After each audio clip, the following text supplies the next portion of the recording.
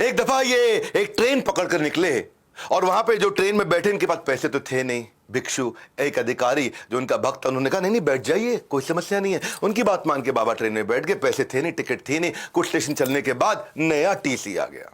वो तो बेचारा चला गया। नया टीसी आया, वो अटक गया। अरे उतरो, बिना टिकट के बैठ गए हो, उतरो यहां से। बिना टिकट के बैठ गए। बोले मेरे को अधिकारी ने कहा। अरे कोई अधिकारी नहीं, बिना टिकट के बैठ गए हो। बाबा जी के लिए उन्होंने ऐसा बोला। बाबा जी उतर गए, जाके नीचे करौली नाम के स्टेशन पे नीम के पेड़ के नीचे बैठ के समाधि में बैठ गए। पर वो ट्रेन नहीं चली आगे। बहुत कोशिश करी, सारे इंजीनियर, चीफ इंजीनियर सब आ गए, सब ने अपनी बुद्धि लगा ली, सब कुछ कर लिया, ट्रेन नहीं चली।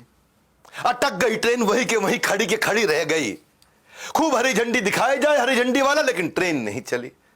सारे अधिकारी आ गए, सबने जोर लगा लिया। उसके बाद लोगों ने बोला कि आपने उनके प्रति अपराध किया है।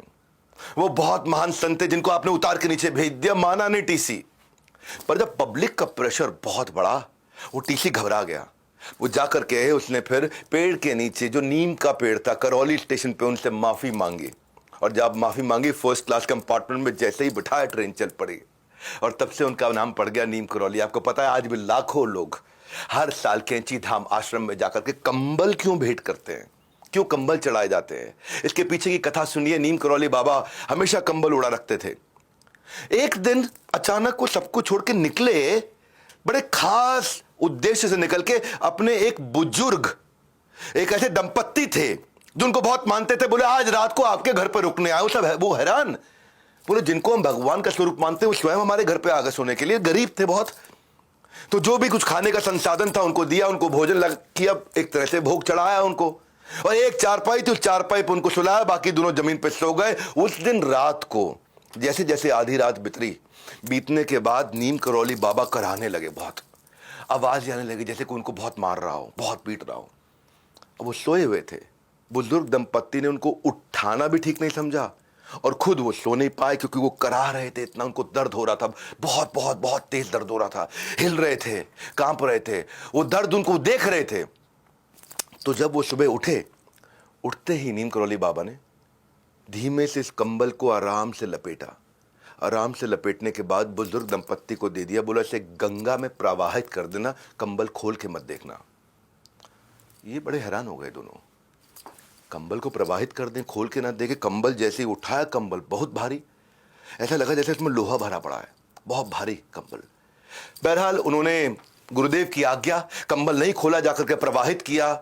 अजीब सा लगा कंबल प्रवाहित करते वक्त। कुछ दिन के बाद उसी दंपत्ति का बेटा बांग्लादेश से वॉर के बाद लौटा, जो कि ब्रिटिश फौज में एक सैनिक था और दूसरे विश्व युद्ध में उस समय बर्मा फ्रंट पर तैनात था ब्रिटिश आर्मी की तरफ से। लड़ाई की स्थिति पूछने पर पता चला कि दुश्मन उस रात को, और ये वही रात थी जिस दिन बाबा नीम करौली उनके घर आए थे, पूरे दुश्मन की फौज ने उसको घेर लिया और सबको घेर लिया। वहां कुछ थोड़े से सैनिक बचे थे और लगातार रात भर गोलियां मारते रहे। सारे सैनिक मर गए, इसको एक भी गोली नहीं लगी।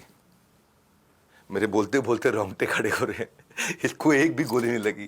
पूरी रात गोलियां चलती रही, सब मर गए, इसको एक गोली नहीं लगी। दरअसल ये वही रात थी जिस दिन नीम करौली बाबा उस दिन रात को वो सारी गोलियां खाते रहे उस बेटे के। तब जाकर उनको समझ में आया, जब प्रवाहित करी थी और जो लोहे की आवाज अंदर से आ रही थी, उसमें वो सारी की सारी गोलियां थी जो बेटे को नहीं लगी। बाबा की झोली ने समेट ली सारी की सारी गोली। इसलिए आज भी कैंची धाम स्थित मंदिर के अंदर बाबा को सारे के सारे भक्त लोग जाकर के बड़े हृदय से कंबल चढ़ाते हैं। और आज जो उस धाम पर कंबल चढ़ाता है बाबा, उसका बल कभी कम नहीं होने देते, उसका बल बढ़ता चला जाता है।